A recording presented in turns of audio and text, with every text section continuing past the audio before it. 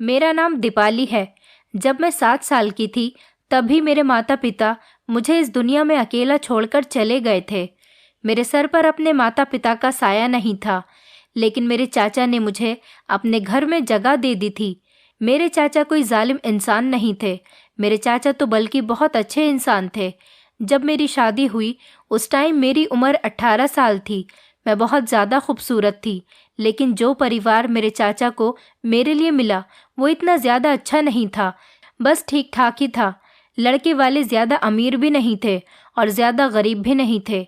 मेरे चाचा के पास और कोई चारा भी नहीं था, क्योंकि मेरी चाची बिल्कुल भी अच्छी नहीं थी। वो चाचा से किसी न किसी बात पर लड़ती रहती थी। मैं खूबसूरत थी, इसीलिए ज़्यादातर मेरे लिए अच्छे रिश्ते ही आते थे। मेरे लिए जो भी अच्छा रिश्ता आता तो चाची वहाँ पर चाचा से मेरे रिश्ते के लिए मना कर देती थी और कहती थी कि तुम सिर्फ अपनी बेटियों के बारे में सोचो। अगर तुम्हारी भतीजी की शादी अच्छे परिवार में करेंगे तो वो लोग हमसे ज़्यादा दहेज मांगेंगे, और वैसे भी ये हमारी बेटी नहीं है, इसीलिए इसकी शादी तो कहीं भी कर दी जाए कोई फ़र्क नहीं पड़ता। हमें अपनी बेटियों को ही दहेज देना है। हमारे पास तो पहले से ही घर में काफ़ी सारी परेशानियां हैं, और मैं नहीं चाहती कि तुम्हारी भतीजी की शादी में हम अपना रुपया पैसा बर्बाद करें। इसीलिए जल्दी से इसके लिए कोई मामूली सा रिश्ता देखकर इसको हमारे घर से निकाल दो, नहीं तो मेरी बेटियों के रिश्ते भी नहीं होंगे, क्योंकि जो भी हमारे घर में आता था वो मुझे ही पसंद करके चला जाता था। मैं बहुत ज़्यादा खूबसूरत थी और मेरी चाची की बेटियां मोटी मोटी सी और काली सी थीं, लेकिन चाचा की बेटियों का बिहेवियर मेरे साथ कभी बुरा नहीं रहा था। वो हमेशा मेरे साथ मेरी सगी बहन की तरह ही रिएक्ट करती थी। चाचा भी अच्छे थे, बस चाची का ही बिहेवियर मेरे साथ हमेशा ख़राब रहता था। वो मुझसे छोटी छोटी बातों पर गुस्सा करती थी, मुझे डांटती थी, और उनको इस बात पर बहुत गुस्सा आता था कि रिश्ता मेरी बेटियों के लिए आता है, लेकिन वो लोग पसंद दीपाली को करके चले जाते हैं। कभी कभी तो चाची ऐसा भी किया करती थी कि जब लड़के वाले उनकी बेटियों को देखने आते तो वो मुझे कमरे में छुपा दिया करती थी।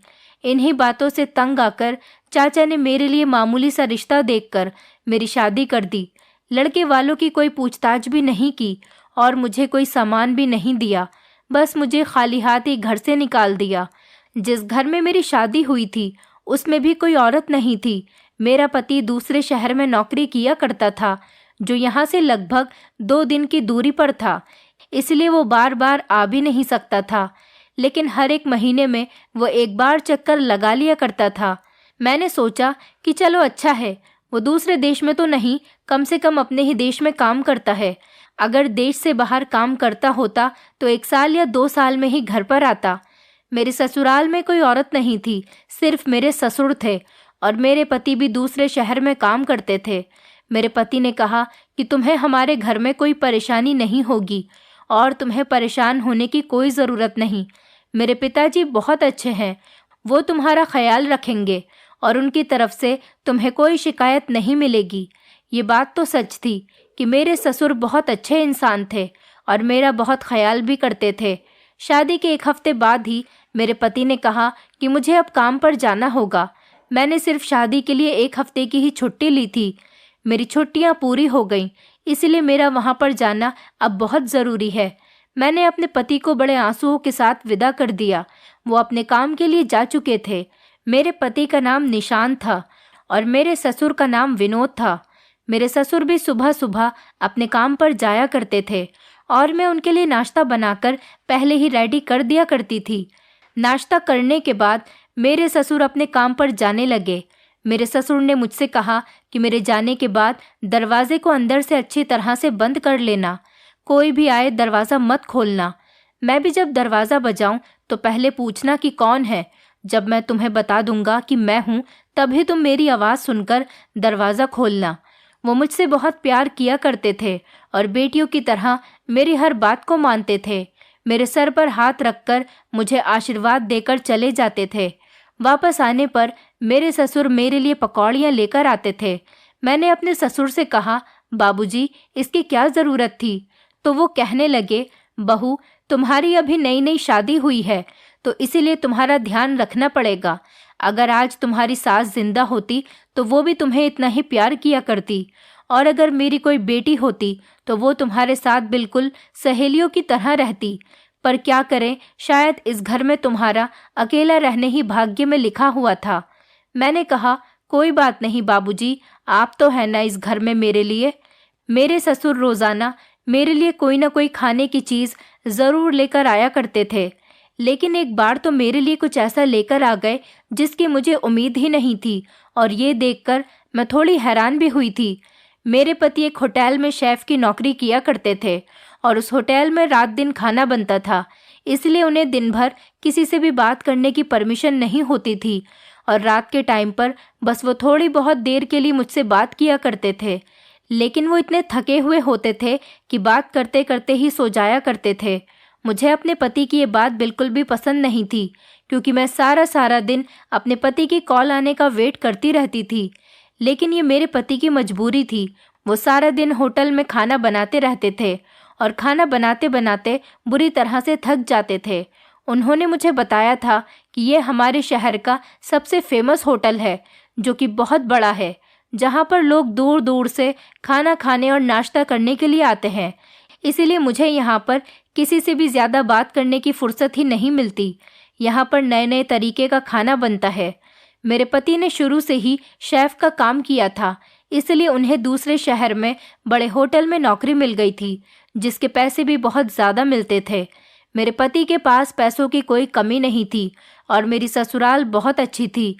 मेरे पति ने मुझे शादी पर भी बहुत अच्छे और कीमती गिफ्ट्स दिए थे, जो शायद मैंने कभी अपनी ज़िंदगी में नहीं देखे थे, क्योंकि चाचा चाची के घर में तो सिर्फ मैंने गरीबी ही देखी थी। उन लोगों ने कभी मुझे कोई महंगी चीज़ छूने तक नहीं दी थी।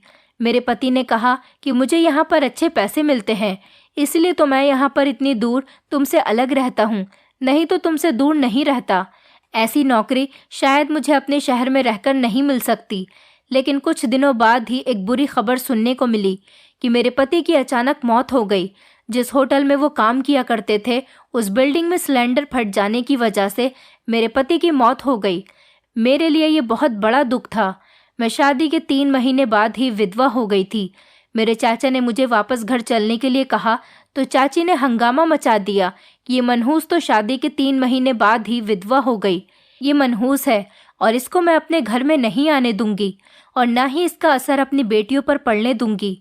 जब तक ये हमारे घर में रहती थी, हमारे घर में भी कुछ भी अच्छा नहीं होता था, और जब से इसकी शादी हुई है और ये हमारे घर से चली गई, उस दिन से ही हमारे घर के भाग खुल गए। मैं तो कभी भी इस मनहूस को अपने घर में दोबारा से घुसने नहीं दूंगी। चाची का बिहेवियर देखते हुए मजबूरन मैंने फैसला किया कि मैं दोबारा अब उनके घर में नहीं जाऊंगी और अपनी ससुराल में ही रहूंगी, क्योंकि चाची के घर से अच्छी जिंदगी तो मेरी ससुराल में रहकर ही गुजर रही थी। मेरे चाचा ने मुझसे कहा था कि तुम फिक्र मत करो, आजकल तो विधवा लड़कियों की भी दूसरी शादी हो जाती है। तुम्हारे लिए भी कोई ना कोई अच्छा रिश्ता मिल ही जाएगा। मैं तुम्हारे लिए कोई और रिश्ता तलाश करता हूँ। लेकिन मैं शादी करना नहीं चाहती थी, क्योंकि मुझे अपने पति की बहुत याद आती थी और मैं आज भी अपने पति से प्यार करती हूँ। एक दिन मेरे ससुर काम से जल्दी वापस आ गए और मैंने देखा कि मेरे ससुर के हाथ में एक ब्लैक कलर का ब्लैंकेट था। वो कहने लगे कि बहू, रात को ये ब्लैंकेट ओढ़ कर सोना, बहुत सर्दी हो रही है, तुम्हें ये ब्लैंकेट रात को खूब गर्माई देगा। मैंने कहा ठीक है, लेकिन मुझे अपने ससुर से ये पूछना चाहिए था कि मुझे यही ब्लैंकेट रात को ओढ़कर क्यों सोना चाहिए। अभी तो इतनी सर्दी भी नहीं हो रही थी और ये ब्लैंकेट काफ़ी मोटा था। मेरे ससुर ने कहा था कि मैं ये स्पेशली तुम्हारे लिए लेकर आया हूँ और रात को इसको ओढ़कर सो जाना। मैंने सोचा कि चलो मैं इसको रात को ओढ़कर सो जाया करूँगी। वैसे भी इस घर में ज़्यादा सामान नहीं था और मुझे भी दहेज नहीं मिला था। मैं वो ब्लैंकेट रात को ओढ़कर सो गई थी, लेकिन हैरत मुझे तब हुई जब सुबह होते ही मेरे ससुर ने मुझसे कहा, मुझे वो ब्लैंकेट वापस कर दो। मैंने सोचा कि शायद मेरे ससुर ने मुझे वो ब्लैंकेट रखने के लिए दिया होगा। मैंने कहा, लेकिन बाबूजी, मैंने तो रात ब्लैंकेट ओढ़ लिया था और उसे इस्तेमाल में ले लिया। उन्होंने कहा कि कोई बात नहीं, अच्छा किया जो तुमने इसको इस्तेमाल कर लिया, लेकिन अब ये मुझे वापस कर दो। मैंने वो ब्लैंकेट उठाया और अपने ससुर को वापस कर दिया। मेरे ससुर ने वो ब्लैंकेट एक बड़े से बैग में कर लिया और अपने साथ लेकर चले गए। देखने में तो वो सस्ता नहीं लग रहा था, वो काफ़ी महंगा था जो वो लेकर आए थे, इसलिए शायद वापस करने भी चले गए थे। मैंने भी अपने ससुर से ज़्यादा सवाल जवाब नहीं किए थे और उनको ब्लैंकेट वापस कर दिया था। मुझे अपने पति की बहुत याद आती थी, लेकिन अब वो वापस लौटकर नहीं आ सकते थे। रात भर मैं उनकी याद में जागती रहती थी, लेकिन आज रात मुझे बहुत अच्छी नींद आई थी, जबकि पिछले दिनों में सारी सारी रात जागती रहती थी और रोती रहती थी और रोते रोते अपनी हालत बुरी कर लेती थी। लेकिन आज रात मुझे बहुत अच्छी नींद आई थी।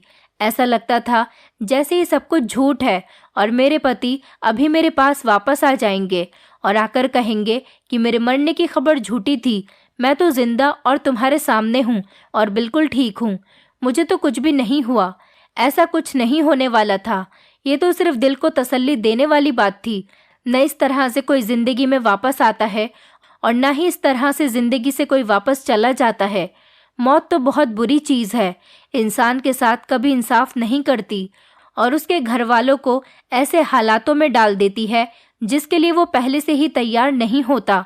मैंने कभी नहीं सोचा था कि मैं इतनी जल्दी विधवा हो जाऊंगी और मेरा पति, जिसके साथ मैंने सिर्फ इन 3 महीनों में सिर्फ 3 हफ्ते ही गुजारे थे, मुझे नहीं पता था कि वो मुझे इतनी जल्दी छोड़कर इस दुनिया से चले जाएंगे। मुझे एक उम्मीद लग रही थी कि शायद मैं प्रेग्नेंट हूँ। मेरे पति को गए हुए अभी सिर्फ 15 दिन ही गुजरे थे। कुछ दिन और गुजर जाते तो शायद मुझे पता चल जाता कि मैं माँ बनने वाली हूँ या नहीं, क्योंकि जब लास्ट टाइम मेरे पति यहाँ पर आए थे तो पूरा 1 हफ्ता हम दोनों ने एक साथ ही गुजारा था और जब वापस गए तो उसके 2 दिन बाद ही ये खबर आ गई थी कि उनकी मौत हो गई। इसलिए मेरे पास अभी एक उम्मीद बाकी थी। रात को जब मेरे ससुर घर वापस आए तो उनके हाथ में फिर से वही ब्लैंकेट था, तो वो कहने लगे कि ये ब्लैंकेट रात को ओढ़कर सो जाना। मैंने कहा, क्या बात है, आप इसको वापस लेकर क्यों चले गए थे? तो वो कहने लगे, उस दुकान पर शायद ये मुझे महंगा दिया गया था। मेरे एक दोस्त ने बताया कि तुमने ये ब्लैंकेट महंगा खरीदा है। मैंने तो काफ़ी सस्ता खरीदा है, इसलिए मैं वापस उसी दुकान पर लेकर चला गया और उससे झगड़ा किया, लेकिन फिर दुकानदार ने मुझे 500 रुपये वापस कर दिए। और अब काफ़ी रात हो गई है, तुम भी जाकर सो जाओ, कोई परेशानी वाली बात नहीं। वही हुआ जिसका मुझे भी अंदाज़ा था। मैंने कहा, ठीक है। मैं फिर से सोने के लिए अपने बिस्तर पर लेट गई और मैंने वही ब्लैंकेट ओढ़ लिया और मैं इतनी गहरी नींद में सो गई थी कि मेरी आंख सीधा सुबह ही खुली थी। लेकिन मेरी तबीयत बहुत अजीब सी हो रही थी। मुझे लगा कि शायद मैं माँ बनने वाली हूँ। तभी मुझे अपनी तबीयत कुछ ख़राब होती महसूस लग रही थी और मुझे थोड़े थोड़े चक्कर भी आ रहे थे और मेरा जी भी मचल रहा था। लेकिन जब मैं सुबह के बर्तन धो रही थी तब मेरे ससुर किचन में आकर मुझसे कहने लगे, मुझे वो ब्लैंकेट वापस कर दो। मैं उनकी बात सुनकर हैरान रह गई थी, क्योंकि मैं अपने ससुर से पूछना चाहती थी कि आप मुझसे ब्लैंकेट क्यों लेना चाहते हो। तभी मेरे ससुर ने कहा कि मेरे पास अभी टाइम नहीं है और जल्दी से जाकर ब्लैंकेट वापस ले आओ। मैं अपने कमरे में चली गई और ब्लैंकेट लेकर आ गई और अपने ससुर को वापस दे दिया। उस ब्लैंकेट को बैग में रखकर वो वापस चले गए और कहने लगे, बहू, मुझे बहुत काम है, तुम अपना ख्याल रखना। मैंने कहा, न जाने ये सब क्या हो रहा है, कभी मुझे ब्लैंकेट दे देते हैं और कभी मुझसे वापस ले लेते हैं। पता नहीं मेरे ससुर क्या कर रहे हैं। बूढ़े लोगों की हरकतें भी बड़ी अजीब होती हैं कि लोगों की बातों में जल्दी ही आ जाते हैं। अगर ब्लैंकेट ले ही लिया था तो फिर चुप करके रख लेते। 1500 से क्या फ़र्क पड़ता है। आजकल तो महंगाई इतनी ज़्यादा हो गई है कि हर चीज़ महंगी ही मिलने लगी है। लेकिन मेरे ससुर को ये बात कौन समझाए। मेरी तबीयत सारा दिन ख़राब रही थी और मैं मन ही मन खुश हो रही थी कि मैं माँ बनने वाली हूँ, क्योंकि इस तरह मुझे इस बात का यकीन हो जाता कि मेरे पास मेरे पति की कोई ना कोई निशानी रह जाएगी जिसके सहारे मैं अपनी आगे की ज़िंदगी गुजार सकूंगी। मैंने सोच लिया था कि अगर मेरा बेटा पैदा हुआ तो मैं उसका नाम अपने पति के नाम पर ही रखूंगी और इसी तरह मेरी ज़िंदगी में मेरे पति की कमी नहीं रहेगी। कोई तो होगा जो मेरा भी अपना होगा और जिसे मैं अपना कह सकूंगी, वरना मेरा इस दुनिया में कोई नहीं था। एक पति ही था जो मुझे इस दुनिया से इतनी जल्दी छोड़कर चला गया था। मेरे ससुर ने तो ऐसा करने का रूटीन ही बना लिया था।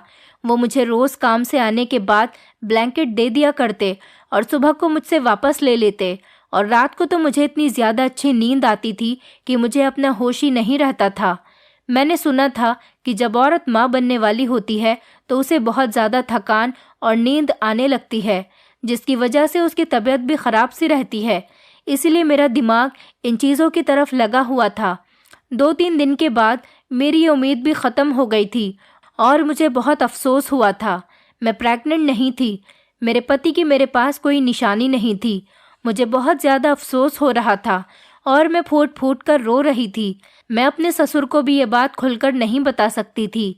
मेरे ससुर ने जब मुझे रोते हुए देखा तो पूछने लगे, क्यों रो रही हो? तो मैंने कहा कि कुछ नहीं, बस ऐसे ही अपने माता पिता की याद आ रही है। पर अब मैं इस बात पर हैरान होने लगी कि अगर मैं माँ नहीं बनने वाली थी तो फिर मुझे इतनी नींद क्यों आती थी और मेरी तबीयत इतनी ज़्यादा ख़राब क्यों रहने लगी थी, क्योंकि मैं तो यही समझ रही थी कि ये सब कुछ इसी वजह से हो रहा है। न जाने फिर मेरी तबीयत इतनी ज़्यादा ख़राब क्यों रहने लगी। घर में कोई औरत भी नहीं थी जिससे मैं कहती कि वो मुझे अपने साथ डॉक्टर के ले जाए। अगर मैं अपने ससुर को कहती तो ये बात बहुत अजीब लगती और अपने चाचा को कहती तो वो भी क्या सोचते। काश अगर मेरा पति जिंदा होता तो मैं उसके साथ ही डॉक्टर के चली जाती और उसको अपने हर परेशानी के बारे में खुलकर बता सकती। लेकिन फिर मुझे परेशानी ज़्यादा होने लगी तो रात को मुझे बड़ी गहरी नींद आती थी।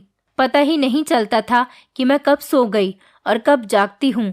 सुबह को भी मेरी आँख सुबह को 10 बजे से पहले नहीं खुलती थी। और एक दिन एक बात मेरे सामने आई जिसे देखकर मैं हैरान रह गई।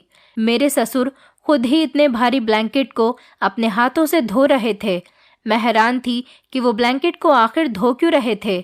उनको क्या लगता है कि मैंने ब्लैंकेट को गंदा कर दिया, और अगर ऐसे उनको ब्लैंकेट गंदा लग रहा है तो वो मुझे बता देते, मैं धो देती। लेकिन ये ब्लैंकेट तो मेरे कमरे में रखा हुआ था, तो फिर वो मेरे कमरे में मेरी परमिशन के बिना जाकर ये ब्लैंकेट लेकर आ गए थे। मुझे तो लग रहा था कि अपने बेटे के मरने के बाद मेरे ससुर पागल हो गए। बड़ी अजीबोगरीब तरह की हरकतें करते रहते थे और हर दूसरे तीसरे दिन ब्लैंकेट को धोते रहते थे। एक ही ब्लैंकेट को इतना ज़्यादा कौन धोता है। रात को कहते थे कि इसे इस्तेमाल में लेना और सुबह कहते कि मुझे वापस दे दो। इस तरह की हरकतें कोई नॉर्मल इंसान तो नहीं करता। लेकिन मैं भी अपने ससुर से कोई सवाल नहीं करती थी, क्योंकि मुझसे ज़्यादा तो मेरे ससुर का नुकसान हुआ था। उन्होंने बुढ़ापे में अपने जवान बेटे को खो दिया था और फिर मेरे पति की डेड बॉडी भी तो नहीं मिली थी। बस होटल वालों ने इतना बता दिया था कि वो इस दुनिया से जा चुके हैं, कि सिलेंडर फटने की वजह से उनकी मौत हो गई, क्योंकि वहाँ पर और भी लोग खाना बना रहे थे और उनकी भी बॉडी नहीं मिली थी।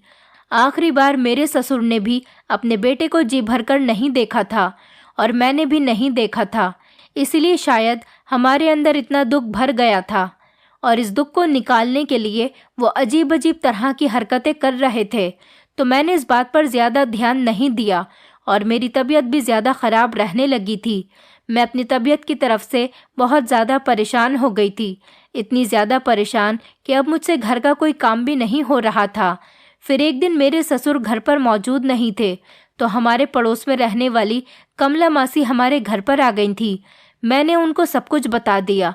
उन्होंने कहा कि तुम्हारी तबीयत तो ख़राब लग रही है। इस तरह से थोड़ी होता है।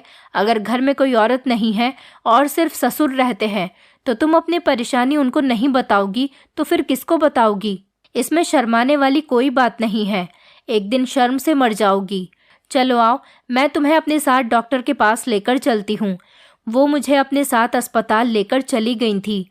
डॉक्टर ने मेरा बहुत अच्छे से चेकअप किया तो उन्होंने कहा कि तुम माँ बनने वाली हो।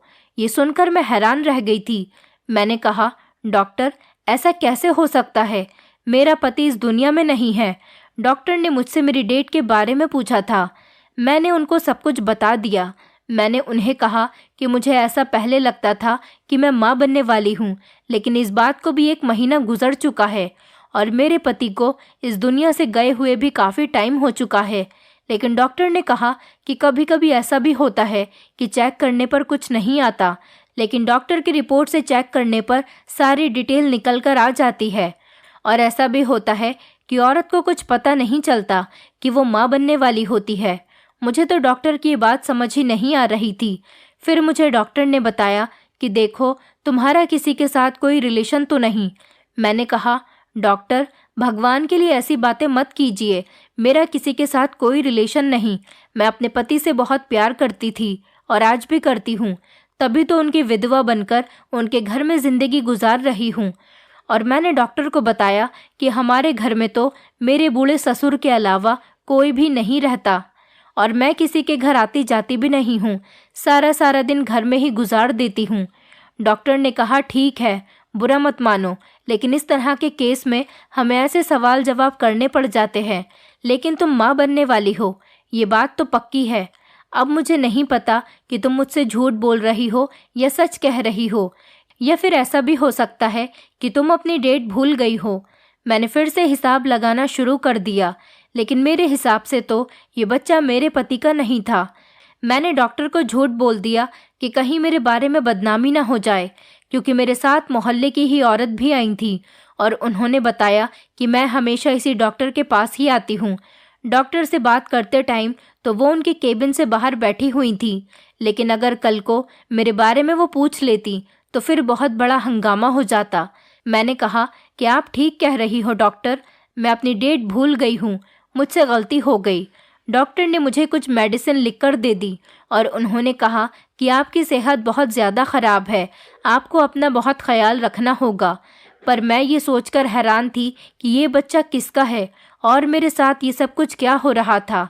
जब से मेरा पति इस दुनिया से गया था, एक ही हरकत मेरे साथ बहुत अजीब हो रही थी, जिसका संबंध मेरे ससुर के साथ था, और वो तो ब्लैंकेट वाली बात थी। और दूसरी बात ये कि मुझे रात को बड़ी गहरी नींद आती थी। मैं तो बहुत ज़्यादा परेशान रहने लगी थी। मेरे दिमाग में इतने सारे दुख भरे थे, तो फिर मैं इतने सुकून से कैसे सो सकती थी। किसी इंसान को छोटी सी टेंशन भी होती है तो वो रात को सो नहीं पाता, और यहाँ मेरा तो पति ही इस दुनिया से चला गया था और मैं रात को इतनी गहरी नींद में सो जाया करती थी कि मुझे किसी चीज़ का होश ही नहीं रहता था। कोई ना कोई गड़बड़ तो ज़रूर थी, इसके बारे में अब मुझे पता लगाना ही था। और मैंने सोच लिया था कि अब मुझे क्या करना है। जो भी मैं कर रही थी मुझे वो नहीं करना था, मतलब मुझे एक दिन के लिए अपना रूटीन चेंज करना था, और मैंने अपने रूटीन में बदलाव लाना शुरू कर दिया था। मैंने खाना नहीं खाया था, कहीं मुझे खाने में तो कोई ऐसी चीज़ मिलाकर नहीं दी जा रही थी जिससे मुझे नींद आती थी, और मैं ये सोचकर हैरान थी कि आखिर ऐसा कौन करेगा। रात को ससुर ने फिर से वही ब्लैंकेट मुझे वापस कर दिया। अब तो वो ब्लैंकेट इतना पुराना हो गया था, फिर भी उसको ऐसे बैग में डालकर मेरे ससुर लेकर आते थे जैसे कि वो अभी भी नया है। पता नहीं अपने साथ लेकर जाते ही क्यों थे। मेरे ससुर ने जब आज मुझे ब्लैंकेट दिया तो मैंने बड़े प्यार से उनसे ले लिया और कहा कि ठीक है, मैं इसको ओढ़कर सो जाऊंगी। आज मैंने उस ब्लैंकेट के बजाय दूसरा ब्लैंकेट ओढ़ लिया था और मैं सोने के लिए लेट गई थी, लेकिन मैं हैरान थी कि आज मुझे नींद नहीं आ रही थी। मुझे कुछ भी समझ में नहीं आ रहा था कि मेरी नींद का इस ब्लैंकेट के साथ क्या संबंध था। ये क्या हो रहा था मेरे साथ?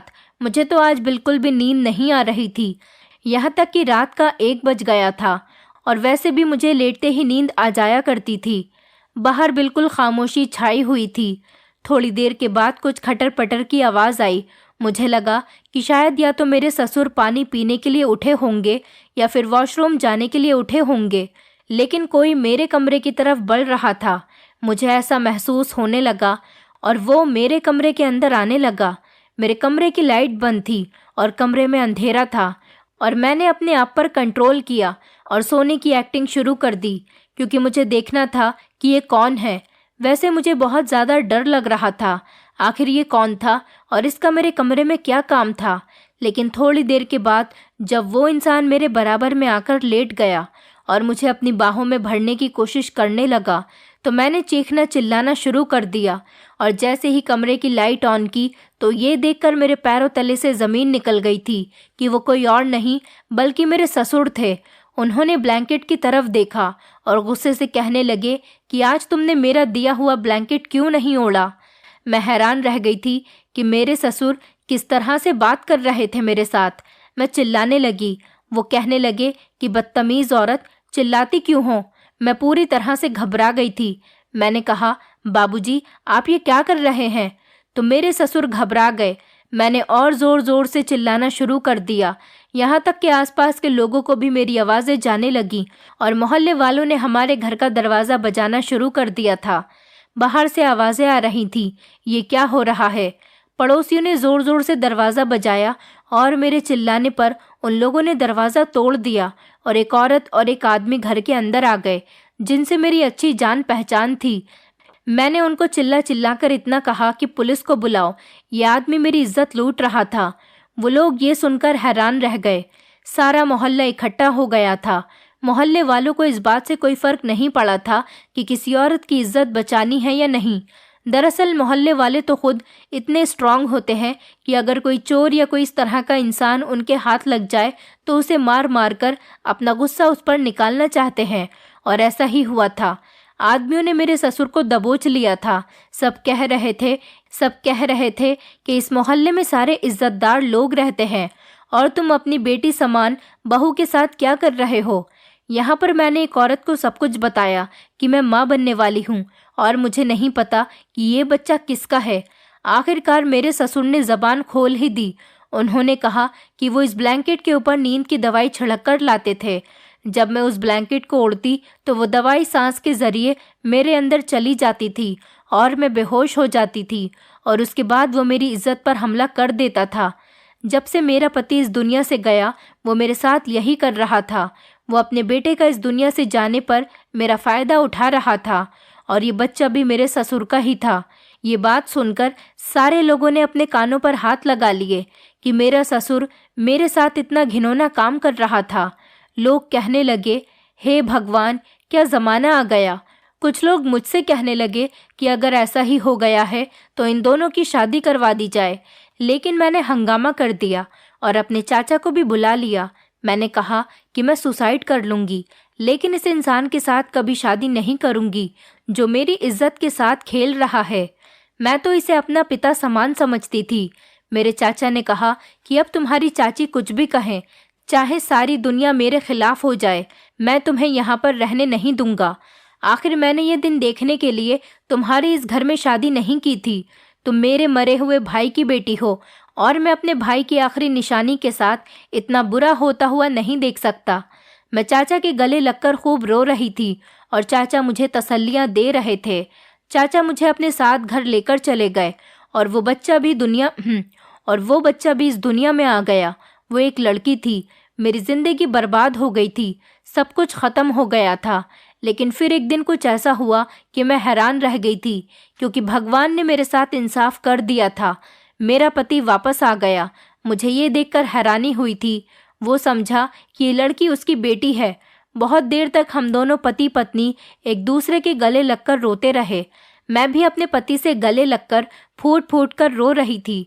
दरअसल मेरा पति मरा नहीं था, वो अस्पताल में ही था और उसका ट्रीटमेंट चल रहा था। वो काफ़ी बुरी तरह से ज़ख्मी हो गया था, जिस वजह से वो चल फिर नहीं सकता था और ना ही वो बोल सकता था।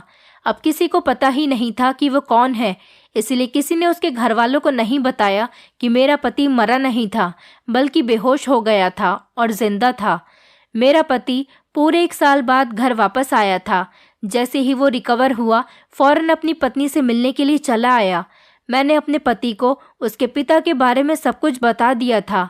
ये सुनकर वो भी बहुत हैरान हुआ था और बहुत अफसोस में हो गया था। मेरे पति ने कहा कि अब मैं क्या करूं, ये सब क्या हो गया। मैंने कहा कि कुछ मत करो, बस मुझे अब छोड़कर मत जाना। उसने कहा कि आज से मेरे पिता के साथ मेरा कोई संबंध नहीं, बस मैं तुम्हारे साथ हूँ। तुम फिक्र मत करो, हम दोनों पति पत्नी एक दूसरे के साथ इस बेटे की परवरिश करेंगे। आज भी मुझे लगता है कि या तो वो बुरा सपना था जिससे मैं गुजर रही थी, या फिर वो कोई अच्छा सपना है जिसको मैं गुजार रही हूँ कि मेरा पति वापस आ गया। बस अब मैं अपने इस सपने से जागना नहीं चाहती। मैं अपने पति के साथ ही रहना चाहती हूँ। अब दोबारा अपने पति को कभी खोना नहीं चाहती और न ही दोबारा अपनी ज़िंदगी को नरक बनाना चाहती हूँ। मैं अपने पति के साथ बहुत खुश हूँ। मेरा पति मुझे उस शहर से अपने साथ ही दूसरे शहर लेकर चला गया और वहीं पर हम दोनों पति पत्नी अपनी ज़िंदगी खुशी से गुजार रहे हैं। मैं पुरानी बातों को भूलने की बहुत कोशिश करती हूँ, लेकिन अपनी बेटी को देखकर मुझे सब कुछ याद आ जाता है। मेरे पति ने हमेशा मुझे यही कहा कि पुरानी बातों को भूलकर नई जिंदगी की शुरुआत करो। मेरी बेटी बहुत अच्छी है। आज मेरी बेटी 5 साल की हो गई और मेरे पति से भी मेरा एक बेटा पैदा हुआ जो अभी 9 महीने का है। फिलहाल जिंदगी बहुत अच्छी गुजर रही है। मैं हमेशा भगवान से प्रार्थना करती हूँ जैसा मेरे साथ हुआ ऐसा किसी लड़की के साथ ना हो, क्योंकि हर किसी औरत के पति के मरने की खबर के बाद वो जिंदा वापस नहीं आता। दोस्तों, उम्मीद करती हूँ आपको हमारी कहानी पसंद आई होगी। कहानी पसंद आई है तो वीडियो को लाइक करें, चैनल पर नए हैं तो चैनल को सब्सक्राइब करें और हाँ, नोटिफिकेशन बेल को ज़रूर दबाएं ताकि अगली अपडेट सबसे पहले आपको मिले।